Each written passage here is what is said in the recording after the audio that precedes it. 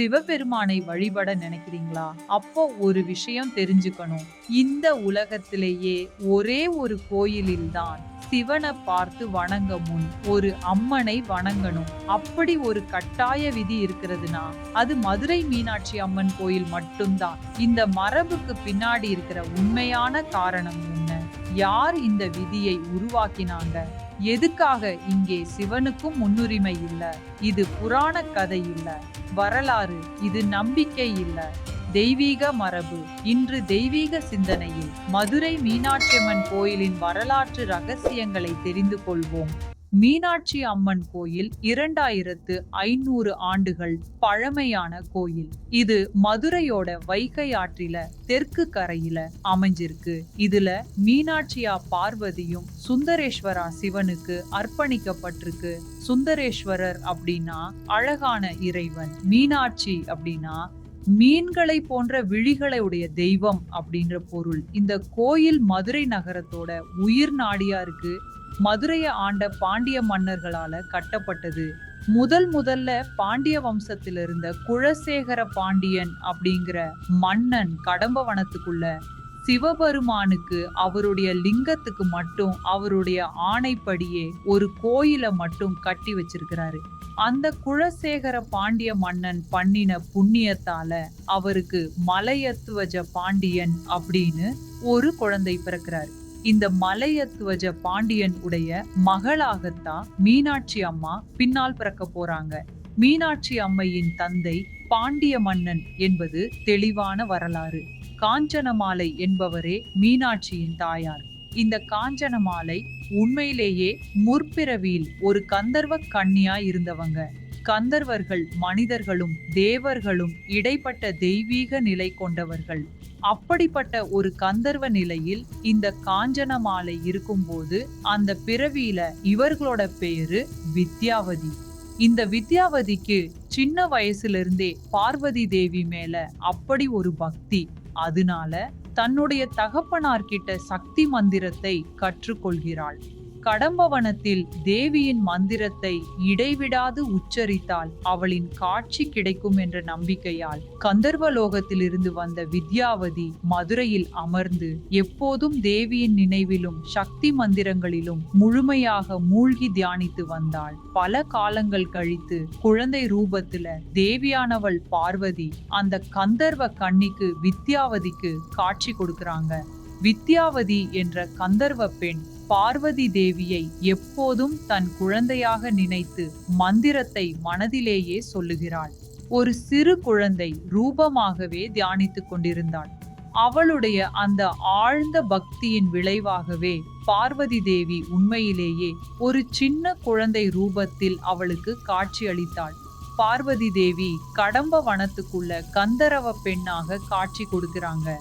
காட்சி கொடுத்தது மட்டும் இல்லாம உனக்கு என்ன வரம் வேண்டும் கேளுமா அப்படின்னு சொல்லும்போது, தேவி இவ்வளவு காலமாக உங்களை என்னுடைய மகள் போலவே நான் நினைத்து இருக்கிறேன். இப்போ நீங்க ஒரு குழந்தை ரூபத்துல எனக்கு காட்சி கொடுக்கறீங்க.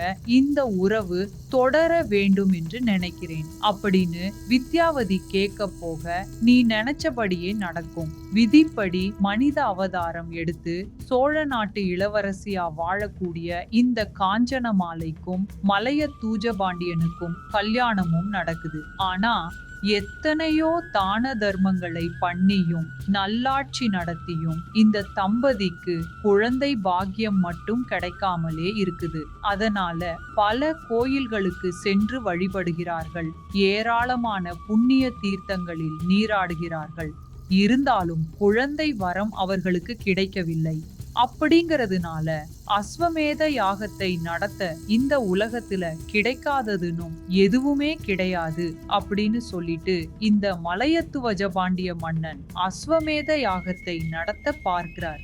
ஆனா அஸ்வமேத யாகத்தை நடத்தி முடிக்கும் போது இந்திரன் தேவனுடைய அந்த பொறுப்பையே கூட மலையத்துவஜ பாண்டியன் தனக்கானதாக ஆக்கிக்கலாம் அப்படின்னு ஒரு விதி இருக்கிறது. அதனால இந்திரதேவனே பயந்து போய் மலையத்துவஜ பாண்டியன் முன்னால வந்து, உனக்கு குழந்தை பாக்கியம் தன் வேண்டும், அதுக்கு புத்திரகாமேஷ்டி யாகம் பண்ணு, அஸ்வமேத யாகம் பண்ண வேண்டாம் அப்படின்னு சொல்லிட்டு போகிறார். இந்திரதேவனே வந்து சொல்லிட்டு போனதுனால மலையத்துவஜ பாண்டியனும் புத்திரகாமேஷ்டி யாகத்தை நடத்துகிறார். அந்த யாக குண்டத்திலிருந்து 32 லட்சணங்களும் பொருந்திய 3 வயசு சிறு குழந்தையாக மீனாட்சி அம்மா காட்சியளிக்கிறாள். அவளை அள்ளி எடுத்து காஞ்சனமாலையும் மலையத்துவஜ பாண்டியனும் மகிழ்ச்சியுடன் கொஞ்சினார்கள். ஆனால் அந்த சந்தோஷம் நீண்ட நேரம் நிலைக்கவில்லை. குழந்தையை அன்புடன் கொஞ்சிக் கொண்டிருக்கும் போது அவளுடைய உடலில் 3 தனங்கள், அதாவது 3 மார்பகங்கள் இருப்பதை அவர்கள் காண்கிறார்கள். ஆஹா, இவ்வளவு காலம் தவம் இருந்து வரம் பெற்ற இந்த குழந்தைக்கு இப்படி ஒரு குறை இருப்பதா என்ற எண்ணம் அவர்களின் மனதில் பயத்தை ஏற்படுத்தியது. பிள்ளை 3 மார்பகங்களுடன் பிறந்திருப்பதால் பெரியவளான பிறகு அவளுடைய இல்லற வாழ்க்கையில் ஏராளமான பிரச்சனைகள் வரும் என்ற பயத்தில் காஞ்சனமாலையும் மலையத்துவஜ பாண்டியனும் குழந்தையை எடுத்துக்கொண்டு மதுரையின் கடம்ப வனத்தில் இருந்த அந்த சிவபெருமான் கோயிலுக்கு சென்று இறைவன் முன்னே குழந்தையை வைத்து கண்ணீருடன் வேண்டிக் கொண்டார்கள். இந்த குழந்தைக்கு 3 மார்பகங்கள் இருப்பது குறித்து கவலை வேண்டாம்.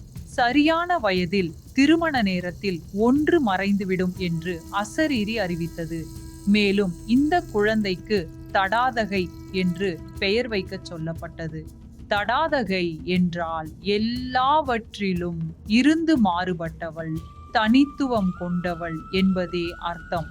சிவபெருமானுக்கு ஏற்றவளாக, மற்ற உயிர்களிலிருந்து வேறுபட்டவளாக இருப்பதை வெளிப்படுத்தவே இந்த பெயர் அசரீரியாக உத்தரவிடப்பட்டது. என்னதான் பெண் குழந்தையாக இருந்தாலும் ஒரு இளவரசனுக்கு எப்படி எல்லா கலைகளும் பயிற்றுவிக்கப்படுகிறதோ அதுபோலவே அனைத்து கலைகளையும் மலையத்துவஜ பாண்டியன் மீனாட்சி அம்மாவுக்கு கற்றுத்தந்து வளர்த்தார். தன்னுடைய மகளுக்கு பட்டாபிஷேகம் நடத்தி வைத்த மலையத்துவஜ பாண்டியன் இந்த உலகத்தில் உள்ள அனைத்து ராஜ்யங்களையும் நீ உன் ஆட்சிக்குள் கொண்டு வர வேண்டும், தேவலோகத்தையும் வென்று உன் வல்லமையை வெளிப்படுத்த வேண்டும் என்று கூறினான். இந்த மீனாட்சி அம்மாவுக்கு சொல்லிட்டு கொஞ்ச நாட்கள்லயே நோய்வாய்ப்பட்டு இறந்து போகிறார். அந்த நெருக்கடியான தருணத்தில் காஞ்சனமாலை தன்னுடைய மந்திரி சுமதியை அழைத்தாள். மீனாட்சிக்கு 3 மார்பகங்கள் இருப்பதும் அவள் எதிர்கால கணவனை முதன்முறையாக காணும் சமயத்தில் ஒரு மார்பகம் மறைந்துவிடும் என்ற ரகசியத்தையும் அவனிடம் தெரிவிக்கிறாள்.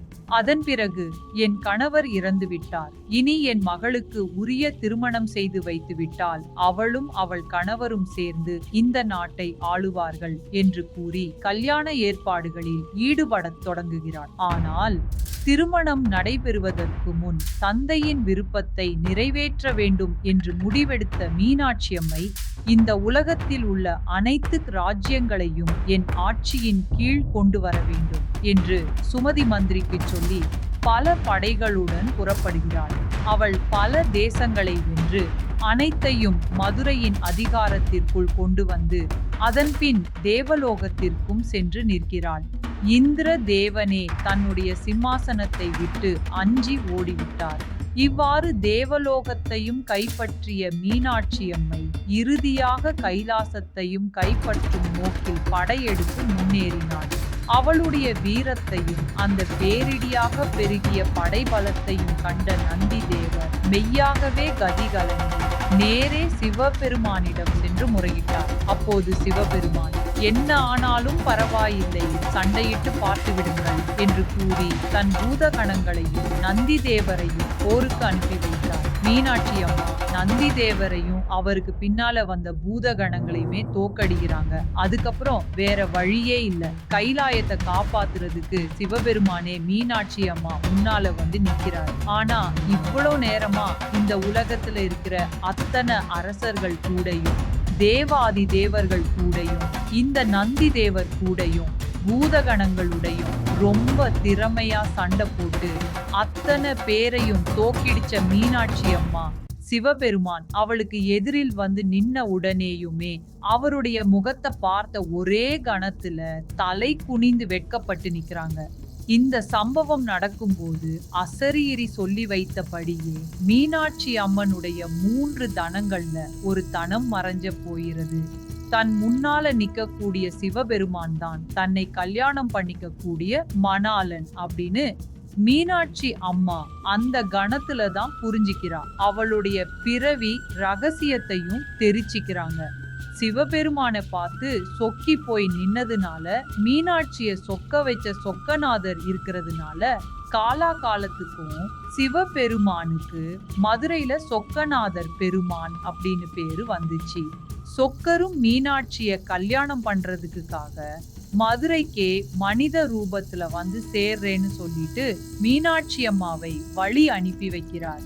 இதையெல்லாம் கேள்விப்பட்ட மீனாட்சி அம்மாவுடைய தாயார் காஞ்சனமாலையும் மந்திரி சுமதியும் மதுரையே திருவிழா போல மாற்றுகிறார். எந்நேரமும் புலித்தோலை சுத்திக்கிட்டு சாம்பல பூசிக்கிட்டு இருக்கக்கூடிய சிவபெருமான் கல்யாணத்துக்காக தங்க ஆபரணங்களை எல்லாம் போட்டுக்கிட்டு பட்டாடை உடுத்தி சுந்தர ஈசுவரனாக மதுரைக்கு வந்து சேர்கிறார். ஈசுவரனுடைய அழகை கண்டு மெய்மறந்த மதுரை மக்கள் சுந்தர ஈஸ்வரராக வந்தவரை சுந்தரேஸ்வரர் என்று போற்றி கூப்பிட்டார்கள். என்னதா மீனாட்சிய தாரை வாத்து கொடுக்கறதுக்கு அவளுடைய தகப்பனார் மலையத்துவஜ பாண்டியன் இல்லைனாலும் திருமாலே மீனாட்சியுடைய அண்ணன் இடத்தில் இருந்து சிவபெருமானுக்கு மீனாட்சிய தாரை வாத்து கொடுக்கிறார். இந்த திருக்கோயில் சுமார் 15 ஏக்கர் பரப்பளவில் அமைஞ்சிருக்கு. 7000வது ஆண்டில் வாழ்ந்த திருஞான சம்பந்தருடைய பாடல்கள்ல இந்த கோயிலை பற்றின குறிப்புகள் இருக்கு. இந்த கோயில் 14 கம்பீரமான ராஜகோபுரங்கள் இருக்கிறது. 4 பெரிய கோபுரங்கள் 9 அடுக்குகளா இருக்கு. இதெல்லாம் இல்லாம ஒரு 7 அடுக்கு கோபுரமும் இங்க இருக்கு. இதோடு 2 முதல் 3 நிலை கோபுரங்களும் 2 தங்க கோபுரங்களும் இங்க அமைந்துள்ளது. எல்லா கோபுரங்களும் நுண்ணுக்கமான சிற்ப வேலைப்பாடுகளோடு கூடிய சிறந்த சிற்பத்தோடு மீனாட்சி கோயிலோட பிரம்மாண்டத்தை கூட்டி நிற்கிறது. இந்த கோயில்ல சுமார் 33,000 சிற்பங்கள் இருக்கு. உலக அதிசயங்களில் இந்த கோயில் 30வது இடத்தை பிடித்தது.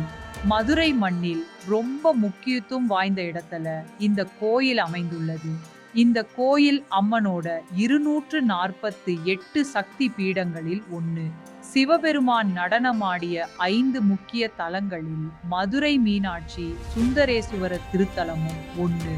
எல்லா கோயில்களையும் இடது காலை தூக்கி நடராசர் நடனமாடுவர். ஆனா இந்த கோயில மட்டும்தான் அவர் வலது காலை தூக்கி நடனமாடுறது தனி விசேஷம். இதுதான் மதுரை மீனாட்சி அம்மன் கோயிலின் பின்னணியில் இருக்கும் உண்மை வரலாறு. இது கற்பனை அல்ல, இது வெறும் நம்பிக்கையும் அல்ல. தலைமுறை தலைமுறையாக கடைபிடிக்கப்படும் தெய்வீக மரபு. சிவனுக்கே முன்னுரிமை இல்லாத ஒரே தலம், பெண் சக்திக்கே முதலிடம் வழங்கப்பட்ட அதிசய திருத்தலம். மீனாட்சி ஒரு அரசி அல்ல, அவள் ஒரு சக்தியின் வடிவம். இந்த தெய்வீக வரலாறு உங்களுக்கு புதிதாக இருந்தால் இதை பகிருங்கள். மேலும் உண்மையான திருத்தல ரகசியங்களை தெரிந்து கொள்ள தெய்வீக சிந்தனை சேனலை தொடருங்கள்.